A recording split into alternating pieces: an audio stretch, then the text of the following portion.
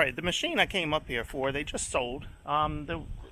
They had a SV280 with about 500 hours on it. That's the one I was after. That one was just sold, so a day late and $1 short. But this is very similar to that one. It's got a few more hours on it. I think it's got 1,300 hours on it. This is the SV280, 1,300 hours, and it's a 2015. The other machine was a 2016 with, as I said, less than, well, about 550 hours on it. So I think I'll, well, this one looks okay. I'm going to get in it, take it for a spin. Okay, this machine has the electric over hydraulic controls. I did drive a machine with mechanical controls on it. I like the mechanical controls, but what I didn't like is the sticks are not adjustable as far as forward and backwards, where with the electronic controls, there is an adjustment down here to move these forward and backwards. And with the mechanical controls, when you get too far ahead, it just was not comfortable. So let's see if we can figure this out again.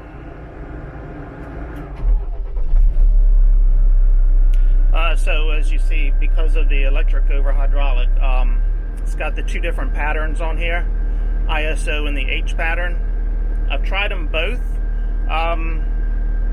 so I'm not sure which one I like better. The salesman is saying most people, after they run these machines a while, they stick with the ISO pattern. Originally, I liked the H pattern better, but I've never driven one until today. Okay, so I gotta press that button there. Parking light goes off and is ready to go. It's got the hand throttle and the foot throttle. Now this has a sweeper attached to it. I'm not getting a sweeper. I have no need for a sweeper. I'll just get a bucket and some forks to go on it. Okay, the hours are, well, it'll flash up here, I think, hour. 1,337 hours. Now something I've noticed, the other machines I've driven had mirrors. This one does not have any mirrors. That's not good. I need to see what's behind me. Okay, this one is a new machine that I'm now really scratching my head on if I should just go with a new one, because it's got a few more updates, bigger tires on it, number one, but it's got a screen with a backup camera. It redoes the post for starting the machine, gets rid of the buttons, gives you knobs instead. The only thing is, this has manual controls, not electric over hydraulic, so I'm somewhat torn over that. But I think this machine is running between $48,000 and $49,000 cash price. So yeah, I'm scratching my head now. I'm not quite sure what to do. Okay, I do get a cloth seat with this machine. The other one had a vinyl seat, but as you can see, manual controls there, and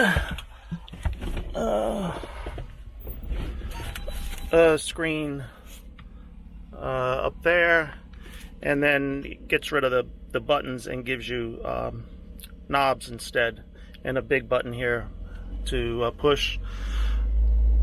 Turn knob to start it.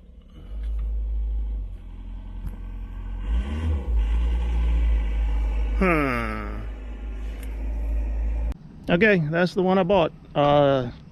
Made the deal. This is the one with 1,300 hours. I just could not justify a new machine. So, yep, we're gonna go with this one. So this is a 2015 model. I'm getting a bucket and pallet forks to go on it. And this has the electric over hydraulic controls on it. And just standard flow. It does have quick attach, automatic attach, I don't know what you call it. It's not manual.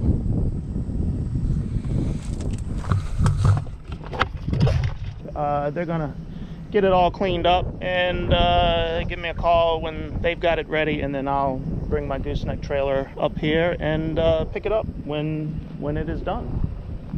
All right, let's head south. Man, I just had the you-know-what scared out of me. I've never seen this happen before, but you always see the tires, the blown-out tires on the road. So the tractor trailer in front of me, actually I was in the left-hand lane, he was in the right. Of course, as I'm about to talk about this, it's going to start raining. And I had a good distance between us, 100 feet or so, maybe more than that. He had a blowout on his right rear trailer tire. Scared me, of course, rubber went flying. I hit the brakes, had to dodge a little bit of rubber, but I didn't hit anything, nothing hit me, so all is good. But yeah, as I said, I've always seen the rubber on the side of the road or in the road. I've never seen it happen. I've never had it happen to me, but I just saw it and wow. Yep, it scarred me. Scarred me too, probably. Scared me and scarred me. Wow. All right, let's hope the rest of the ride home is uneventful. Although there is rain, and and that's the heck of it. The temperature is only 80 degrees today, so it's not like the roads were super hot, but that stuff happens. At least I'm assuming it was a blowout and not a retread that came off, because I heard the pop, but the pop could have been when the retread came off and hit the trailer. I don't know. I'm just assuming it was a blowout. Hey, didn't I have this when I came home from Ag Progress Days last week? Yes, I did. Hopefully this is just a brief shower and I don't have to put up with it long.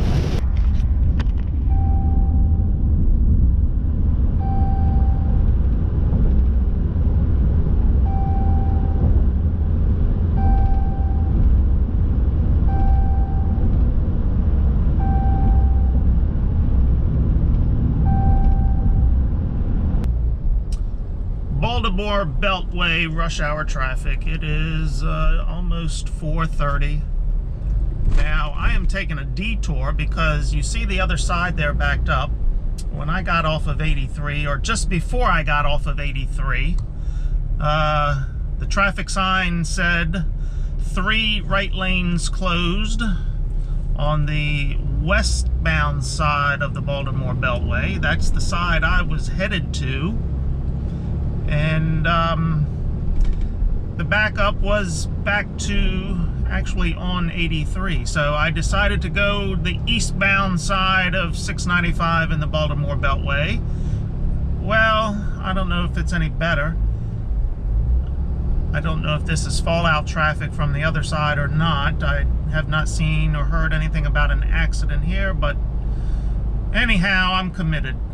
But I'm gonna go around here a couple more miles and pick up 95 and go down through Baltimore that way.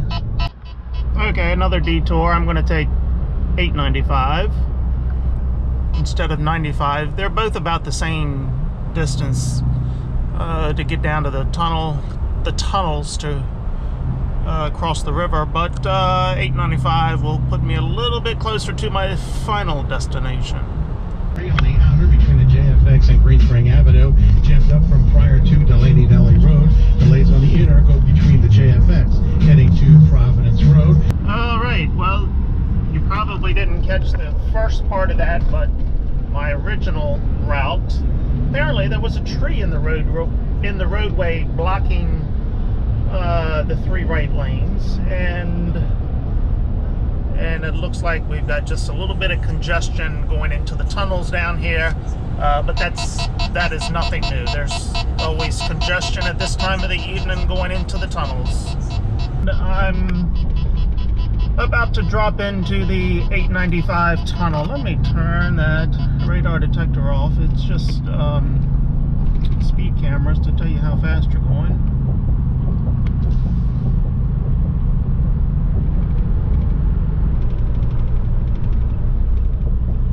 It looks like the other side is going a little slower into the tunnel than what we were on our side.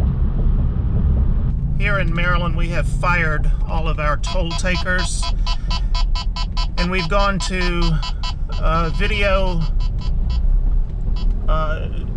tolling on, I think, all of our toll roads and bridges. But I've got that little box down there that pays the toll for me.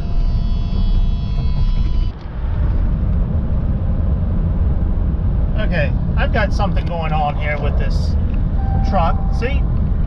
Well, the light's not good, but this started about 45 minutes to an hour ago. The anti-lock brake light keeps coming on, but then it goes right off. At one point, it kept coming on and going off, and then it dings. Did that for about 10 minutes. Would not stay on more than 5 seconds. And then it slowed up and actually stopped once I got on the beltway and came down through the tunnel. And then after I came out of the tunnel, it has started this again, but it's not doing it as often. Now it's still under warranty. There you go. See it? Or maybe you can't. I think I have video of it doing it more than it is now. So it says service anti-lock brake system, service electronic braking system. I'm not sure what that is all about, but something tells me that's going to be a problem to find since it's not staying on. A loose wire maybe? I don't know, but I will have to take this in for service since it is still under warranty. I don't know.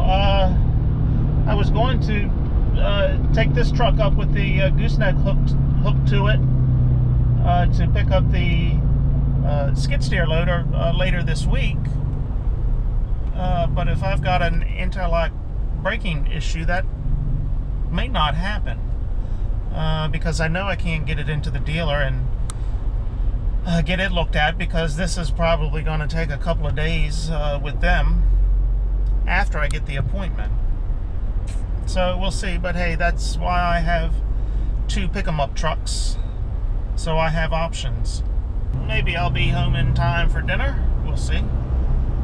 Not that there will be any dinner waiting for me, because my wife is laid up at the moment. She had medical procedure done last week, and still trying to, no, actually that procedure was done 2 weeks ago, and she's still trying to recuperate from that. So my daughter and I have been the ones doing the meals and the dishes and the clothes. So yeah, there will be no dinner waiting for me when I get home.